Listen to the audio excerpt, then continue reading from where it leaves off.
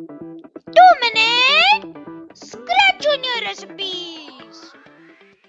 Today's quick tip is animating a rocket flying through the clouds.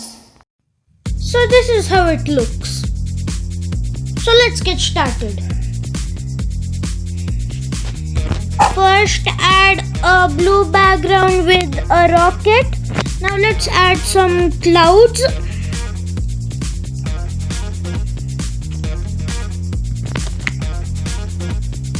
And we will add the green flag down and infinite. And now I'll make multiple copies of the sprite. I'll just drag it here and release it. I'll put it to the new places.